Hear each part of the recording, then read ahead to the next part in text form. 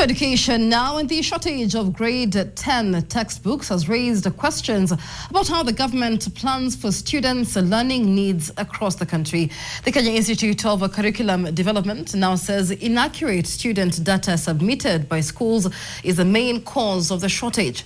The institution is warning that the same problem could also disrupt distribution of grade 11 textbooks if schools fail to provide accurate enrollment figures.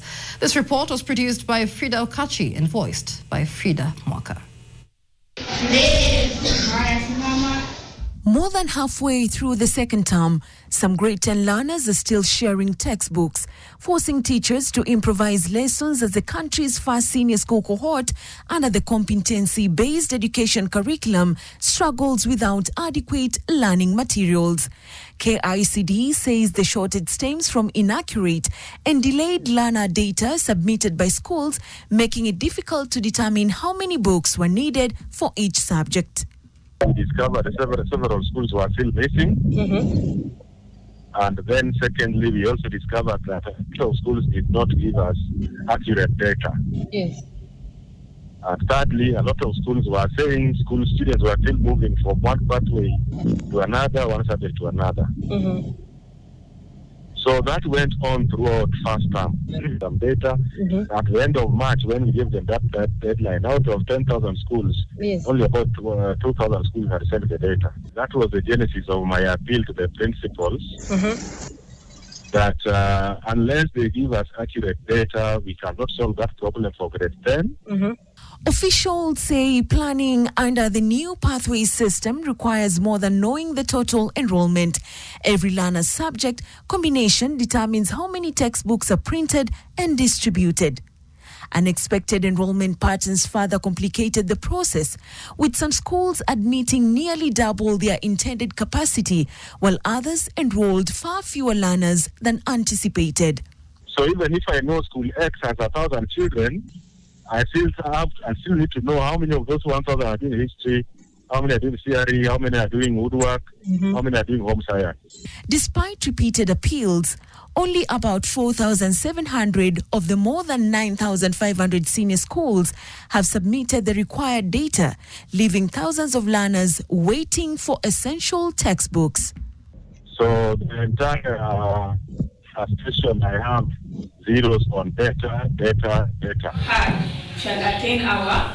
For parents, however, the explanation offers little comfort. In some schools, they say as many as 3 learners are sharing a single textbook, raising fears that the shortage could affect learning outcomes. Hawana vitabu za kutosha katika mashule kwa sababu unapata wanafunzi watatu wanashare kitabu moja.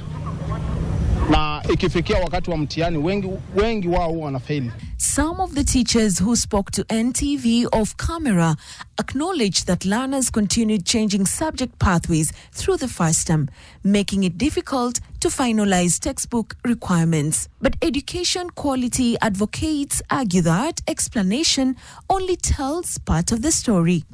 Let that not be what is dividing, delaying the processes.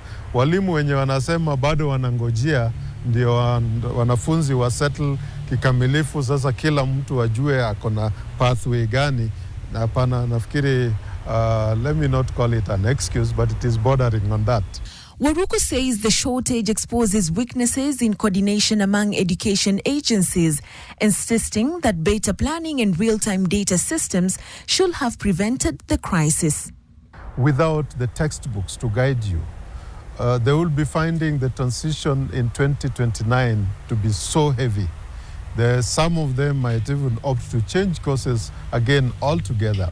So let us go for authentic, real data and use it as it is, without attempting really to tinker it into any form. Because data, if you know what you want, why then do you want data? The biggest concern remains whether the country's pioneer grade 10 class will receive the learning resources they need before the academic year slips further away.